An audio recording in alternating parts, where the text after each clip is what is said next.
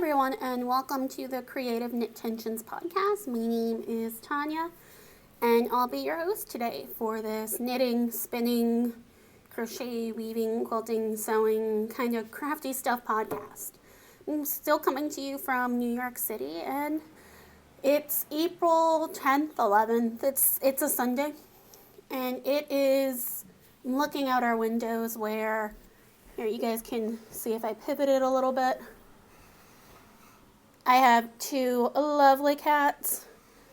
They are enjoying the, not necessarily warm weather, but the weather that's cooled, that's warmed up just a little bit. I am walking around wearing a sweater still. It's not that kind of weather where you can go outside and think that you're warm, but this week has had a lot of significant cold to it. We went back into the 20s Fahrenheit for a couple of days, and I don't know, no amount of knitwear makes that weather feel right sometimes. But today is probably in the 50s, maybe 60s with a little bit of a wind, and so I'm enjoying the nicer weather. The cat children are enjoying the nicer weather. And I hope those of you in the New York City area or who are receiving a little bit of nicer weather today are enjoying the weather as well. I have a lot of things to talk about today, so let's get started with finished objects. You guys might remember from our last episode that I was working on an ease pullover, which is a pattern by Alicia Plummer in Nerd Girl Yarns Progression Worsted Base in the colorway TI, and it's done. It's actually what I'm wearing today, and so I decided to do the version with this kind of collar to it. I didn't put a drawstring through it yet, so you can tell it's still a little bit kind of uncertain. It doesn't look necessarily 100% right yet, but oh, I love this thing. I've been wearing it every single day since I finished it. And the sleeves, they're just the perfect length for me to pull over my hands like such. And you'll probably even notice if I hold it up like this, the yarn's holding up pretty well. I've worn this, probably a good couple dozen times thus far for full days. And there is some pilling. There's going to be. It's a wool yarn. This is not a superwash base, and so, you know, there's no chemical treatment to help the yarn along in any form or way, but I do expect that. I mean, I think a lot of times people go into knitting sweaters or, you know, really anything like a pair of socks that expects to be worn, and you know, as soon as it starts pilling, you go, oh gosh, this yarn sucks. But that's not the key. So wool yarn, it's gonna pill. Wool can only experience a certain amount of friction to it. You know, that rubbing against, in my case, I get it a lot with sweaters right here and in the armpit because I'm always on the go. But any yarn put under friction, whether it's superwash or anything like that, if it's an animal fiber, is going to have some pilling to it. And so I am pleasantly pleased with how much I've worn this, the little bit of pilling I've gotten. You can definitely kind of see over in this region a little bit of it. I was hoping that the light would help with that, and it does. Yay. But yeah, I'm really happy with it. I'm really happy with the fit. I normally don't follow sweater pattern shaping. I know what my shaping needs to be, but for this one, I've always looked at this sweater, and it's definitely one of those sweaters. You see the pattern, and you're sold by the story.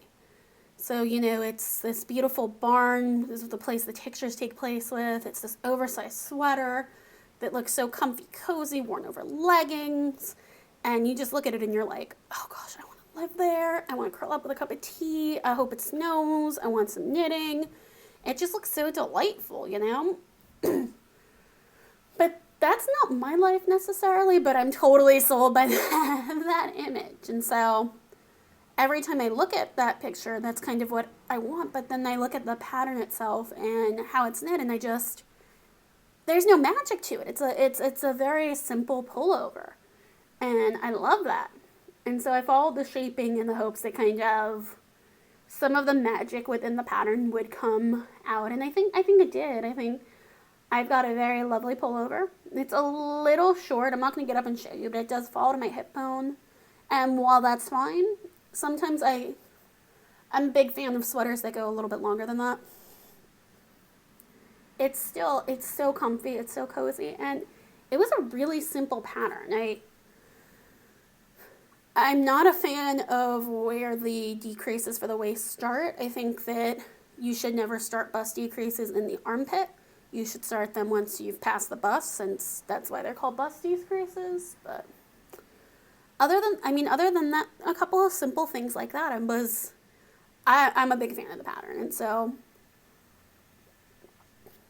like I said, I've worn it so many times. It's so comfortable and so cozy.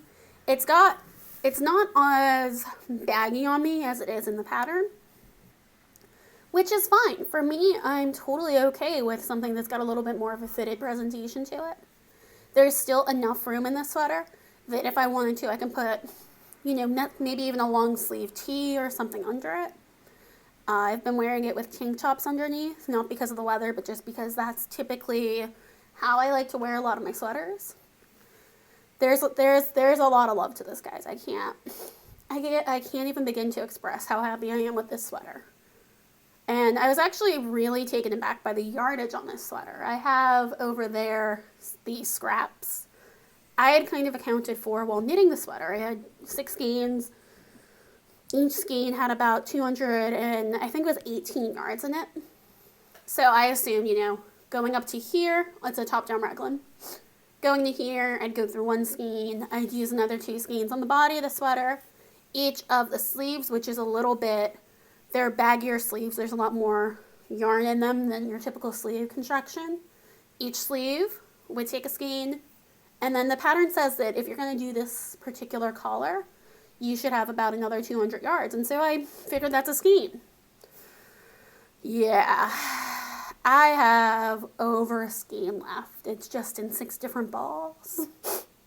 So, yeah, I don't know necessarily what I'm going to do with those scraps. I sometimes like to keep some sweater scraps around so that if something goes wrong, there's a hole in the sweater or something like that, I can mend it a little bit easier. But I don't know. I might make a matching hat. I've been having, I don't know, my hair has just been all kinds of funky lately. You may have noticed I'm a bit of a redhead. It sounds absolutely insane, but depending on the weather, my hair color will change. In the middle of winter on an overcast day, it's about as bright red auburn sun as you can get. In the middle of summer, it tends to be blonder. This time of year, it tends to be oilier, and so it tends to be browner kind of on top, redder on the bottom, more kind of like that traditional Irish redhead kind of color red. And yeah. So I feel like I probably need a hat to cover up. I have oodles of them in my yarn closet, but I don't know, sometimes when I've been working so hard this year to kind of stash down what I have, I get all these scraps from a project and I get so annoyed at them. I'm like, oh God, why do I have these? Why couldn't the pattern be more accurate? Why couldn't things be more true, But I guess what I'm getting at is that I get a little bit whiny about scraps, especially in worsted weight, because I don't have a worsted weight Cozy Memories blanket. I don't tend to use worsted scraps for things like color work an awful lot. I don't really have a use for worsted scraps. And so, they annoy me sometimes, but typically what I'll do when I do have scraps is I'll give them to my husband so that he can use them for some of his knitting designs or swatches or things like that. Maybe I'll do that with these. I'm not quite sure. So that's my first finished object. The benefit of kind of doing these podcasts every other week is that I feel like I have more stuff to show you guys. And so this week is no exception. I was sitting on the couch about a week and a half ago. It was a Friday night. I had finished working. I was trying to relax.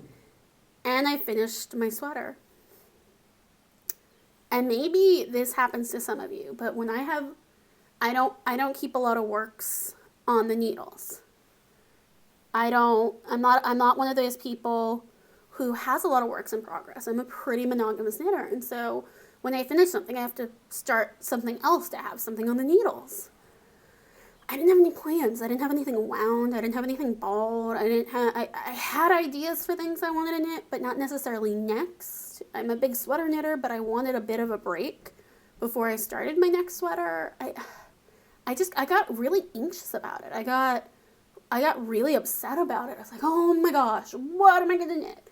And my husband doesn't have a lot of patience for that. He's just like, knit something.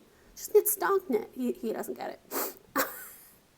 But I was flipping through Ravelry trying to figure out something. I had 2 skeins that were no longer skeins. They were all caked up into balls in my closet. I was like, maybe I could use one of them. I'll use one of them for something. And so I was going through shawls, and I kind of felt like I wanted to do a 2-color shawl pattern. And immediately my mind went to the Highland Peak shawl by Mina Phillips. It is a 3-color shawl, but I've done one before as shown on the first episode of this podcast in the worsted weight.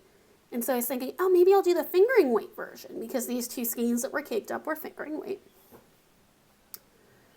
Oh, no, that didn't feel right. I didn't want to have to find a 3rd skein, and I just wanted to get something on the needles. And so I came across this shawl pattern called the Belmont Hills shawl. It is a simple triangular shawl. Let me get that end that we talked about I will never weave in out of your way. It's a simple top-down shawl. You can see it's got kind of different bands of colors for each side of the center panel. So in the first color, which is Bajoli Yarns in the Periwinkle colorway, one side of the center panel. So over here is stock knit. Over here is garter. For the next color, which is Miss Babs, it's one of her fingering bases, but the colorway is called Beautiful Dreamer. It's the reverse. So over here was the stock knit in the periwinkle. Over here is the stock knit in the contrast color. And over here is the garter. Over here is the garter. And that keeps alternating all the way down the shawl until you get, it's weird. I have this funky little pucker in it because it hasn't, it's kind of been blocked. It's been soaked, but it hasn't been put on the blocking mats yet. It goes all the way down until you have this kind of meshy section, and I cut off the mesh significantly sooner than I needed to. I wasn't feeling it. It felt a little bit overwhelming for the pattern, and quite honestly, I just wanted to be done, and I was a big fan of how this looked. I liked the kind of drape to it. I liked how the yarns worked together, and I just wanted to be done. And so I was. I bound off, like I said, a little bit early. I did a row and a half in the contrast color before binding off officially.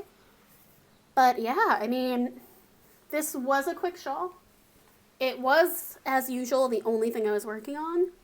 But not only do I love that kind of contrast in the pattern between stock knit garter, stock knit garter, stock knit garter, and the different colors, I just love how these colors work together. I mean, this isn't the world's best camera, but look at that.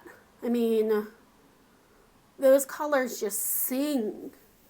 They're just absolutely stunning. And if you've never worked with Ba yarns before, it is a very, and again, that's the periwinkle here. It's a very tightly plied yarn. It's very luxurious. As I was knitting with it, I was kind of like, oh, this is such a dream. Until I got to the Miss Babs yarn. I do have a stash of Miss Babs yarns, and I will say the few projects I've made with them, they always seem softer than your average yarns. It always feels like she has a different secret than a lot of other dyers, and she gets her bases somewhere else or something. Because when I was knitting with the Miss Babs colorway, that's the variegated here, it's so, I can't even tell you. It's a basic 100% wool blend, but it feels like the softest MCN in the whole entire universe. It's just, and obviously these colors, I mean, there's so much variegation. They knit up so well. Imagine, say, a short sleeve shirt or something in this color. It's just the pooling and the different places. It's just so lush. And like I said, these two yarns are two of the softest yarns I've ever worked with. Sorry, what you guys can't see is there's a sweet little kitten curled over the radiator and trying to attack sunlight. Sorry about the distraction, but these two yarns are two of the softest yarns I've ever worked with, and the drape that they have, you're not going to be able to see it on camera, but it's so lovely. I highly recommend both of these, and I do recommend the pattern. It's a simple shawl pattern. It reminded me in a lot of ways of the Simple Shawl by Laura Lindemann of the Knit Girls podcast, in that you're not going to sit there going absolutely crazy trying to remember, oh gosh, what's the next row? What's the next section? What do I do after the... They're both very simple kind of shawl patterns, but not so simple that you feel like you're just knitting over and over again the same thing. They're both pretty... I want to say simple again, but they're both easier shawls with a lot of fun interest to them. And so that's my Belmont Hill shawl. And you're probably thinking, there couldn't be any other finished objects, right? Well, there are. I spoke last time about how I had this yarn from Knit Picks. It is their Hawthorne fingering base in the Glacier colorway. And how it, when I looked at it, I thought, hey, it really wants to be a pair of pretty dandy socks. And I really wanted it to be a pair of pretty dandy socks. And so I had cast on to make a pair of pretty dandy socks. This awkward pause here is brought to you by how much that pattern angered me. It is a beautiful pattern, and I've seen so many of them thanks to the knit along from Amber of the Yarn Junkie podcast and Jacqueline of the Brooklyn Knitfold podcast. They're so gorgeous. I love every single one of them, but those flowers made me angry. I was sitting on the couch Monday night and I'd gone through and I was trying to do the first flower. And the first flower, it took me a while to understand exactly how to pick them. You're not necessarily picking up stitches or anything like that, but you are going a few rows down in order to pick up, well, not even kind of pick up it, you're just going a few rows down, grabbing a stitch and kind of bringing it up to the main needle. Originally, I wasn't doing it right, and so that caused a little bit of trouble. And once I figured out how to do it correctly, I was still running into trouble trying to grab the last stitch in the cluster of 4. And so I had heard a tip from a couple of different people who were using a crochet hook. So I thought, hey, crochet hook, let's try that.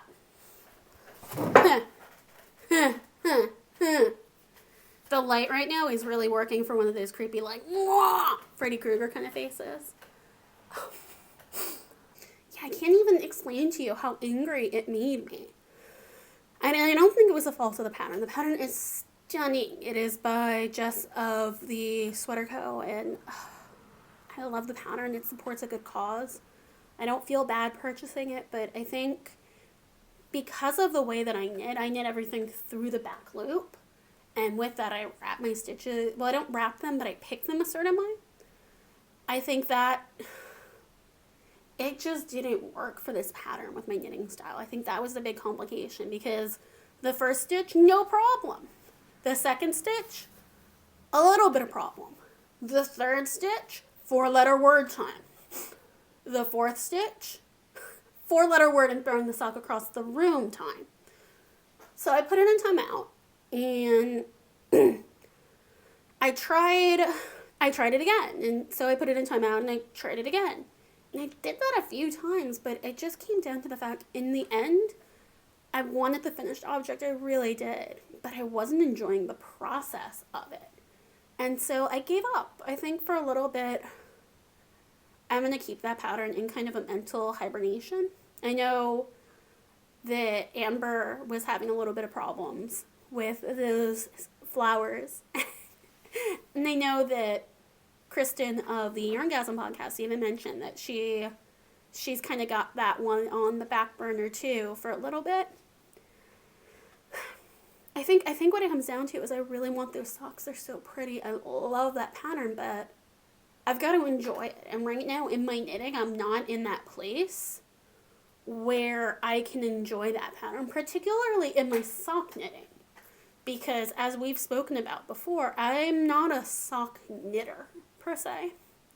Sweater? Yes. Sock? No. A big part of that reason is because I have a lot of significant gauge issues. And so this here is a tube sock I knit originally kind of like for my husband, but it doesn't fit anyone I know. So I kind of think they're like the beginning of arm warmers. Anyway, these are a pair of socks that I knit on 00 needles just back in December. See how large those stitches are? They're huge. They are absolutely huge. And this sock is 46 stitches around. And the stitches at every point are just giant. These are not a good sock knitting gauge. And so for this reason, I've stayed away from, honestly, I feel like this is large enough here, and this is where it goes up to 60 stitches. Guys, this is 60 stitches on 00 needles in a fingering weight sock yarn. Like, I could wear this as that hat we were talking about I need for my hair. I mean, legitimately, I could just put this on and wear it as like a stocking cap.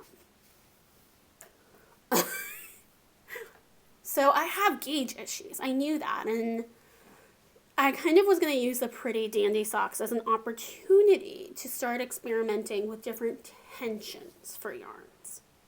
So typically, I would tension yarn. Here's my hand. I'd wrap it around once. I'd wrap it around twice. And then I'd just have the yarn come over my hand like that. That is typically how I knit. And obviously, I do understand my knitting style tends to have a little bit of a certain looseness to it in itself. So I knew, I basically, this sweater, like we talked about last time, I knitted on number 1s or 2s. It called for US 10. Something had to change. So I began experimenting with different tension methods. And what I came to was I wrap once around my wrist, twice around my wrist. I come in between my pinkies, over kind of my wedding ring like that, up and over my index finger. So you can see there's a lot of yarn happening here. There's a lot of different tensioning points. But it's working because my next finished object is what was going to be my Fine and Dandy socks. But they're kind of a plain vanilla sock. So here, let me show you the sock in like its sock form. I know every single knit along for socks is always, no ankle socks, no shorties, nothing of that. And that's, even if I start to knit socks, that's one of the bigger reasons I won't participate in a lot of those KALs. Because I like knee or thigh high socks or like ankle socks. That's it. And so it's important to me to knit what I'm going to wear since I'm very focused on the handmade wardrobe. So these, as you can see, are kind of cute little awkward shorty socks. They were worked from the toe up. And guys, check this out. This is with that Hawthorne fingering. And check out that gauge. That's like a respectable sock knitting gauge. To compare, here's my giant sock gauge next to this one. I think there's a huge difference. And I know there's a huge difference because I can wear this sock. It fits my foot. It kind of stays up. Yay! Versus that sock. And so there are two of them. We don't own sock blockers in this family because these are the first pair of socks that fit anyone in this family that I've made. Michael doesn't have sock blockers, so I'll put it on my hand and pretend like it's a Muppet. But, oh, look at that gauge. And I really like how this yarn knit up. I go back and forth on whether or not I'm a fan of Knit Picks yarns. But this one, I didn't see in the skein as much pink flecks as I see on the sock. And I love those pink flecks. I hate the color pink, but those little flecks really make the yarn. I did a basic short row heel. I did not wrap my stitches, so that's what those holes are there.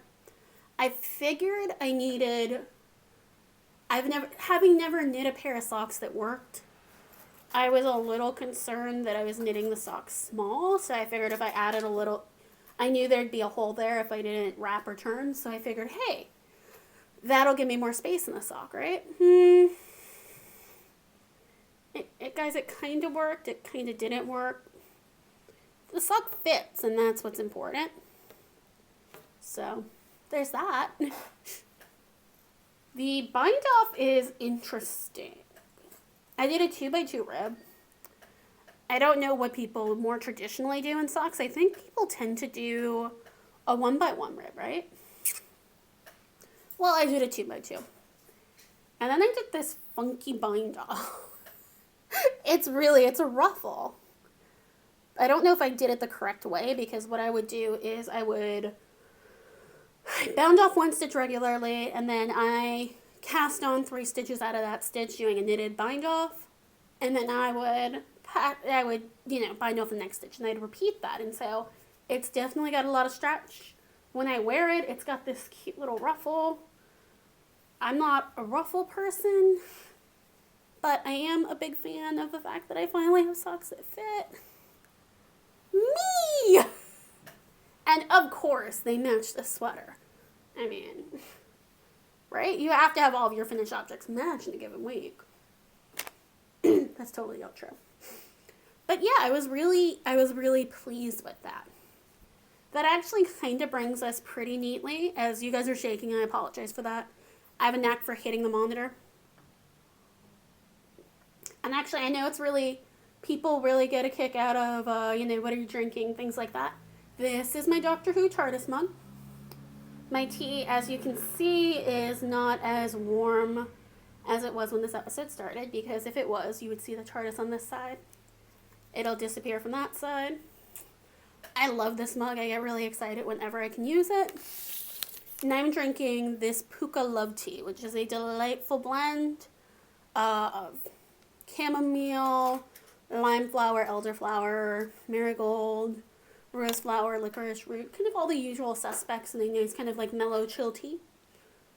This is the first time I got it. It was on sale at the supermarket this week, but yeah, I'm appreciating that tea.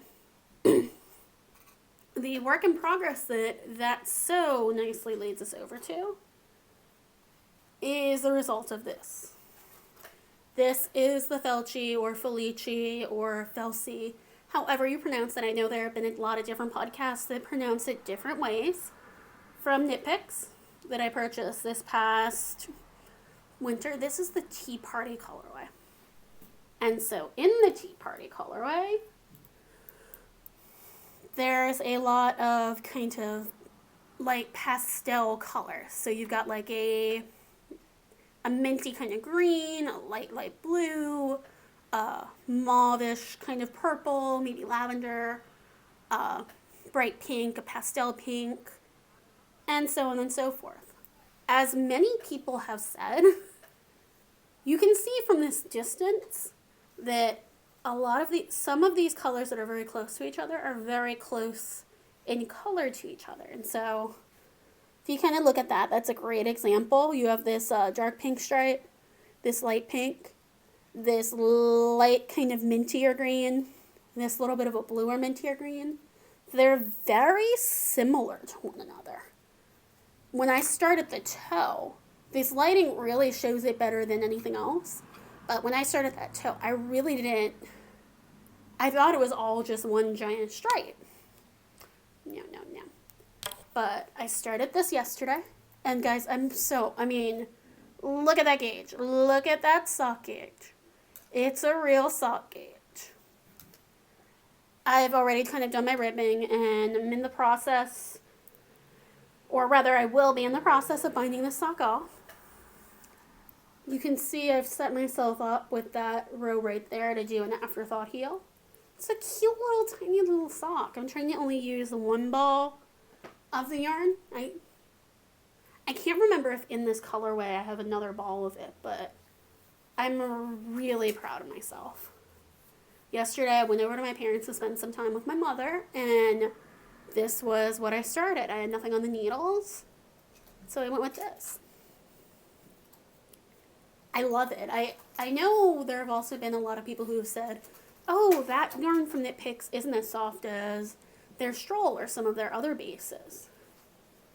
And maybe it's just me, maybe I'm not as accustomed to sock yarns as a lot of other knitters are, but this yarn is so soft. I will say certain colors in this yarn aren't as soft as others. So this pink, for example, definitely has Oh My Stay, like a traded BFL feeling to it, versus this green tip and this green over here feels almost like there's more cashmere in it than wool. It's delightful. Once I bind this one off, I'll get started on the second one, and I'll hopefully have a pair of socks pretty soon. These little shorties took me all the day, so I'm hoping, again, today's Sunday, maybe I'll have a pair of socks for work tomorrow. Who knows? Maybe Tuesday if we're lucky.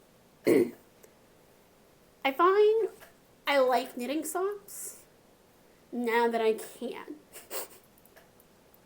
My concern with socks was I was always really defeatist about it because of my gauge issues. I'd just be very much like, yeah, that's great. Y'all can wear custom socks. You can modify them. Yay.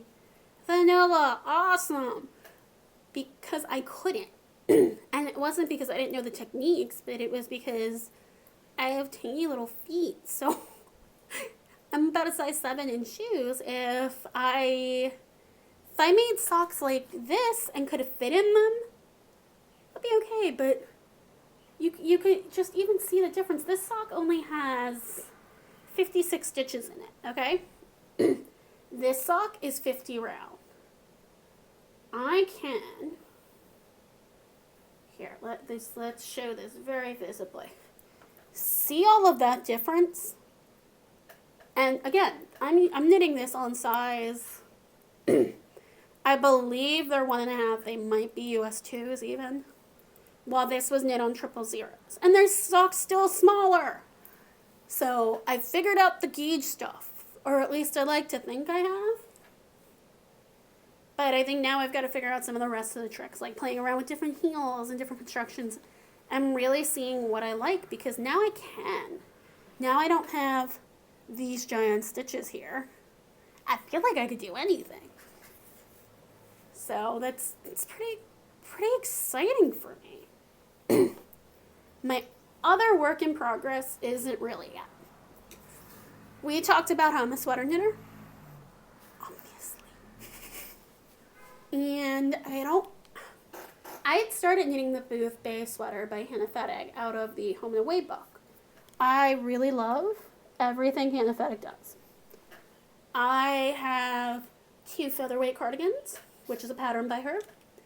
I have a effortless cardigan, which is also a pattern from her. It was my second sweater.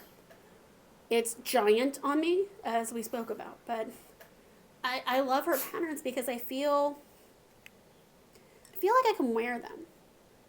I used to look at Vogue Knitting magazine, for example, and you would see beautiful things in there, but I don't have a place in my everyday life with cats and my job and my life, really, for a fake fur feathered bolero. It doesn't fit my lifestyle, but Hannah Fettig's patterns, they do fit my lifestyle. I need basics that pair with outfits. It's a big reason why I really like the Tiny Paper Foxes, the outfit knit along that Jenny and Devin have going on right now, because I think we all have pieces in our wardrobe that we want to wear more, but I don't have anything to wear with this. Or, oh, it's too cropped. I don't have any cropped pants or skirts for this. Or a million different excuses that we all kind of make. I don't want to have those excuses. And so I like to knit things that really do fit into my wardrobe. The ease cardigan or pullover is a great example of that. It's got this nice roomy boxy feel. I've been wearing it around the apartment, and I normally don't wear my knitwear around the apartment much because I don't know. I like being under blankies or things like that as opposed to kind of dressed in a knitwear. But I've been wearing it around because it's got that kind of home-based feel to it. And so the Booth Bay cardigan looks right up my alley. For those of you who aren't aware of the pattern, I have it too far away for it to be worthwhile for me to go get. It is a open front cardigan like many of Hannah Fedig's cardigan patterns are. It's got a significant 5-inch kind of collar that goes all the way around, but the bottom of it is a curved hem. I really like things like that. I know how to modify really well for everything my waist up. So my bust, my waist, my belly, my back. I'm much smaller in my back than I am in my front. I know how to modify for that stuff. Where I struggle with making modifications in sweater patterns is past that. So like the hips and whatnot. And in ready-to-wear stuff, I feel the same way. A lot of my favorite knits that I've purchased, or even just basic sweaters made of cotton or jersey that I've purchased, have that kind of deeper in the back, shorter in the front kind of shape to them. I actually own numerous tops like that are just, basic tank tops that have that high-low kind of effect to them. It fits my body shape really well. I never thought about knitting one until I saw that pattern. And so I've been swatching for that. But I'm not sure. I have, again, I'm not going to get it, but I have this golden ultra alpaca by Barocco that has been in my stash since 2012. It's probably some of the oldest sweater stash that I have. I purchased it at a knitting store here in the city called Annie & Company on Black Friday that particular year. Originally planned for a sweater out of the Metropolitan Knits book by Melissa Worley, but never made it. So the yarn sat, and the yarn sat, and the yarn sat. And so looking at the Booth Bay, I was thinking, hey, this could be a nice warm basic. So I didn't want to necessarily use something variegated or overly bright. I wanted something that could really fit in a very versatile nature into my wardrobe. I've been swatching it for about a week and a half now, and I feel like I finally have the right needle size. But then these happen. And so now I know different tensioning methods that really do affect my knitting gauge. And so I'm trying to decide for that sweater if I want to try and play around with the gauge to knit it on a more appropriate needle size than a US 2. Or if I really like what I get on the US 2. I like the fabric I'm seeing. It's to the gauge of the pattern. But in terms of knitting the sweater comfortably, where I feel like I'm making progress and I'm enjoying the progress, I don't know if those needles are going to do it. The needles I've also been swatching with are a pair of Knit Picks needles. And I think a lot of us have Knit Picks needles in our stash, and there's nothing wrong with them. I still, both my thick circulars and my interchangeable set, which was my very first interchangeable set, I still use them with frequency. There's nothing wrong with them. I just have needles that I like a lot better. I know needles have been a big kind of point on podcasts as of late, with Laura from the Fawn Knits podcast and Candace from Pin Feathers and Pearls expressing their opinions on Addie sock rockets that I feel very similar about. I hate Addie needles. I hate Addie clicks. If they work for you, then they're your needles. They work great for you. And that's awesome. They don't work for me. For me, they're more fragile than other needles. The cord drives me batty. There's always a kind of like weird brassy smell to the needles. I don't really know what that's about, but I'm not an Addie's fan. What I am a fan of are ChowGoo needles. They are my absolute favorite interchangeables. You can tell them by their distinctive red cord. I adore them. I have the red lace set of interchangeable needles, and they are just sharp. They are perfect. They have a lovely weight to them. They feel not too heavy, not too light as I am knitting with them. And that cord, I know a lot of people get really angry about the cord, but the cord is magnetic. I've accidentally made the fault a couple of times. For those of you with iDevices like an iPad, you know that if like you shut down the magnetic lid on top of it, it'll go to sleep.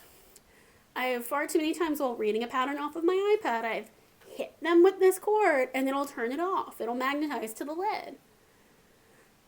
I love them. I adore them. And so I don't know if I want to knit that cardigan, if I'll enjoy it as much knitting it on the Knit Picks needles that I've reached gauge on, as opposed to maybe using one of my ChowGoos. And so it's not even really started, so it can't really be hibernated. It's more backburnered than anything else, kinda, I guess. Can you backburner something that you technically haven't even started yet?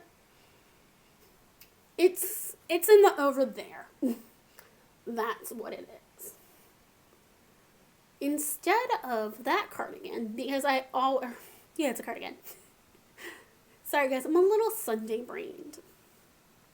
But instead of that sweater, I decided to start on a pixelated pullover.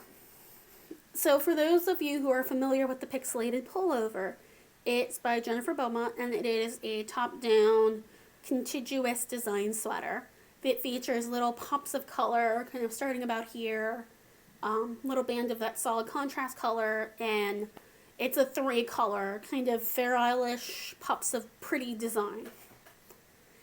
I don't like the 3-color version as much, just because for me, feel like anything that kind of hits here or similarly here on my body it doesn't flatter me, and especially with Fair Isle, I feel really uncomfortable about the extra fabric, and it just isn't a fit for me, and so I'm modifying to do a 2-color version. My base color will be this. I love this. This is one of the newer Nerd Girl colorways. And again, guys, I'm not a walking Nerd Girl advertisement. I just have an absurd plot that of the 16 sweaters I plan to knit this year, a significant portion of them will be Nerd Girl yarns on different Nerd Girl bases for various geeky purposes. So this is going to be my Jessica Jones sweater, because this color is called Purple Man. It is on their Witty base, which is 100%, I'm pulling the yarn label out of the other one. It is 100% superwash BFL. So this color, I like how it's got these little pops of, pinker purple, darker purples, and all of that. That's going to be my base color. The one that I'm going to do to add the little pops is called AKA, and it's on the same base. And as you can see, it's a gray with similar pops of purple, lighter pops of pink in it. I think it's going to provide the contrast that I'm looking for, but without being all about the contrast. Because that's something I didn't like in some of the designs that I did see, is that while heavily contrasting colors look great on some people, they don't on me. So I think this lighting actually shows it off pretty neatly. Nicely. I think they're going to look fabulous together. They're going to kind of contrast and kind of complement each other. And I'm really excited. I'm currently in the swatching stage. So you can see I've gotten very far on this, guys. It's totally coming off the needles any second. And by that I mean the swatches. But yeah, I'm excited. I've had that one in my queue for years now. Absolute years now. Pretty much since it came out. It's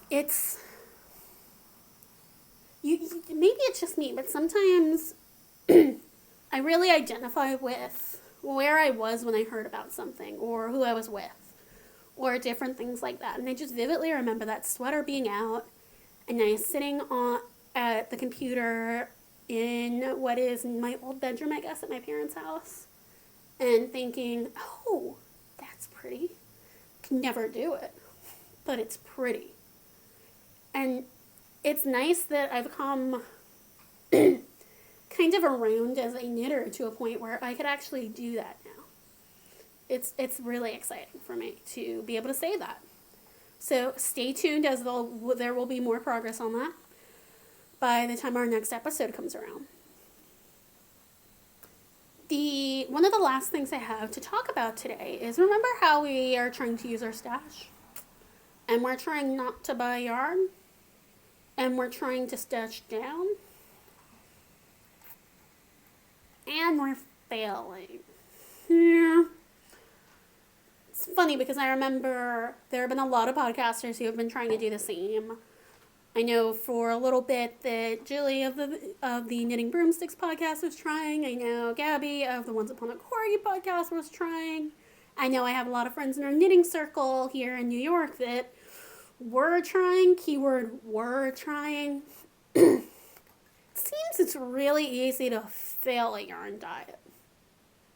I can do pretty well with real diets. I mean, those are easier. But a yarn diet? Ugh. It's so hard. All that to say, we have some acquisitions this week that are like actual non-club acquisitions. And I can't really blame it on myself. There was the Long Island yarn crawl this weekend. And our favorite knitting store in the world is Knit in Roslyn, New York. We're really good friends with a lot of people there. It's kind of a focal point for our knitting community, and we being my husband and I, we just love it there. So on Friday they had a event. They had a wine and cheese party to throw, kind of kick off the yarn crawl, as well as two kind of trunk shows from Jennifer of Holiday Yarns and Creative Neighborhood Fibers. This podcast started after Vogue Knitting Live, because Vogue Knitting Live was bad at the Neighborhood Fibers booth. I feel like I own stock in them as a result of that. Yeah, it went badly there, but it went a little bit better this Friday. I went in with 3 different projects in mind. I know I want to make the French can shawl, which is a kind of like garter body shawl with a applied cable border. I knew I wanted to make the lantern shawl by Sylvia Bobildia.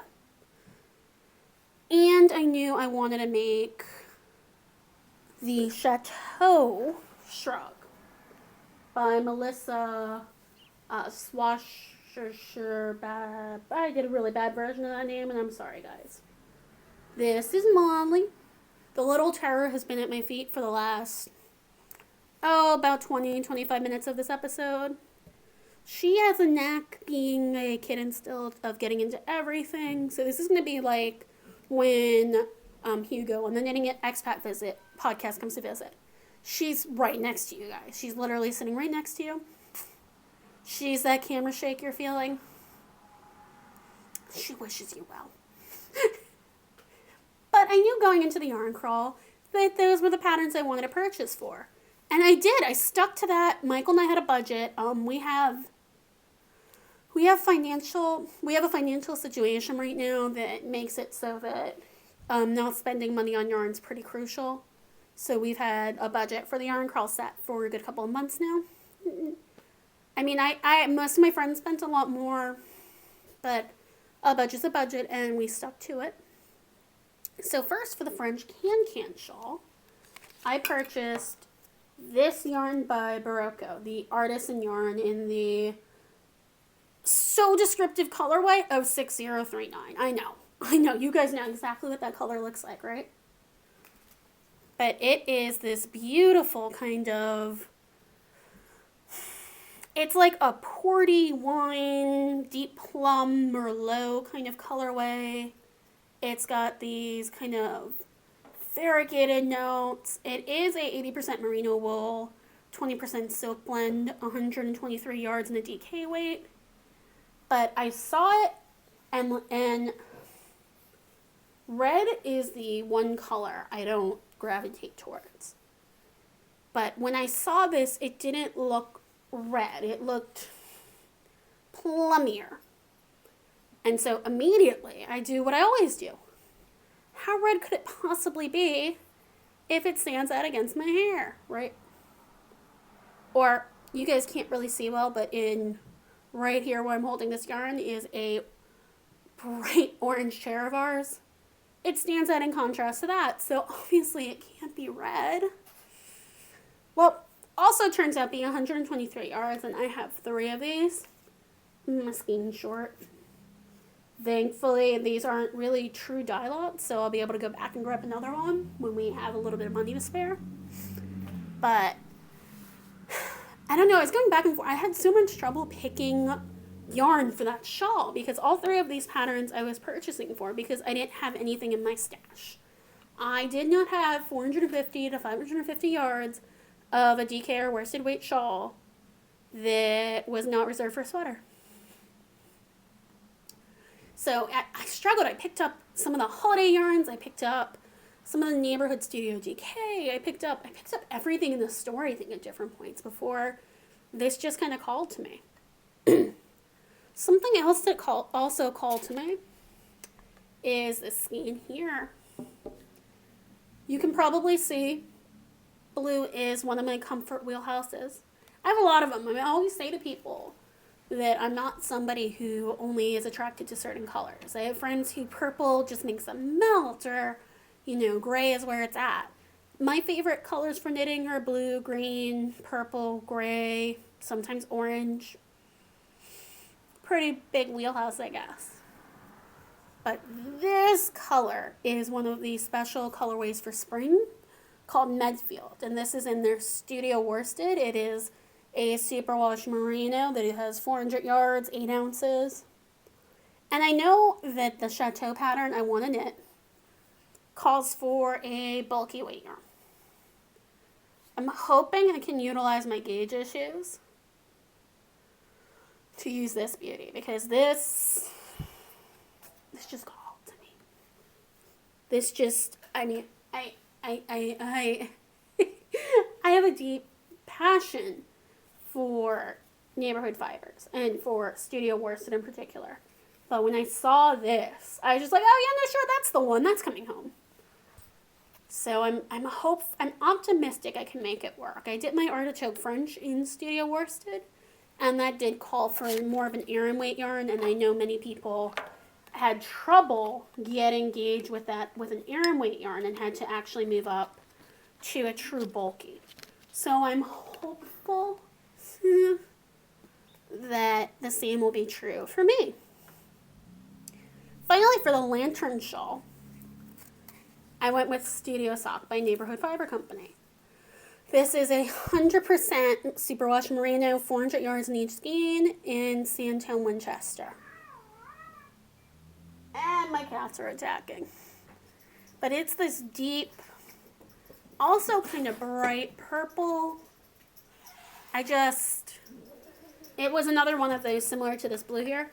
I saw it, I pulled it down, it was in my basket, it was coming home. I do plan, when I work on the lantern shawl, to bead it. So I'm thinking maybe a nice silver bead will pair well with that. My children are fighting. Come here. Oh! Sorry about that. Sometimes trying to keep the peace with this one is tough. She's distracted now her older brother is safe. Don't play in traffic, okay? But that shawl, I think, will work out. I have a wedding coming up in September. Not my wedding, but a friend in our knitting group is getting married, and I think that shawl will be perfect since our whole knitting group's wearing shawls to that wedding. Of course, it's what you do. But that's thankfully the only acquisitions I have this week, which is a lot. I might have mentioned a couple episodes ago that I had received a slight promotion at work, and my husband's immediate response was, okay, what yarn are we buying? So I did buy a couple of sweaters quantities of fingering weight yarn from Nerd Girl Yarns, and it came yesterday. It's currently safe from the kitten, so I'm a little bit scared to get it. Maybe I'll show it next time. But considering that there are a couple of sweaters quantities, it's a very reasonable. I spent less than $200.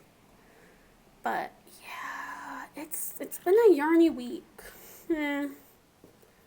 My plans for the next few weeks are obviously working on a pixelated pullover. I do also want to continue trying to knit on this pair of socks. I might even try another pair of socks, guys. I mean, I'm kind of on a sock knitting roll. Why not keep rolling, right? That's what I say. The last kind of thing that I did want to mention is you may remember that this podcast, the Creative Knit-Ensions podcast, is participating in the knitting games hosted by Melissa of the Spicy Homemaker podcast and Brittany of the Sip and Stitch podcast. We're doing the April challenge, which is dyeing 4 particular mini skeins inspired by 2 characters from the Hunger Games. As early as right before I started recording today, I saw that the voting threads for those were up. I can't remember what 2 groups they're in, but if you visit Melissa's thread in the Spicy Homemaker podcast, or the thread in the Creative Knit-Ensions group, or the thread in the Sip and Stitch podcast group, they'll direct you over to the voting threads. And it's a blind kind of situation. You're not going to know which skeins were mine or which skeins were someone else's. So, vote for what you love. I took a look at all the contestants, and everyone brought their A+ game, guys. I mean, it's a hard decision. I'm pretty partial to mine. But there are definitely 3 or 4 other people who I looked at and I went, oh my gosh, I want those in full skeins, and I want them right now. But be sure to check that out. We can still be found on Ravelry in the Creative Knit-Ensions group. There's also me, personally, the Tanya. Hi. You can find me on Ravelry or Instagram as TKnitPearl. I hope you all have a lovely week. You're enjoying some nicer weather. And I really appreciate you taking the time today to kind of sit down, hopefully with your knitting, a cup of tea or coffee, which is what I'll be getting in about 30 seconds. Maybe some furry friends of yours. And have enjoyed today. And we'll see you guys next time. Thanks.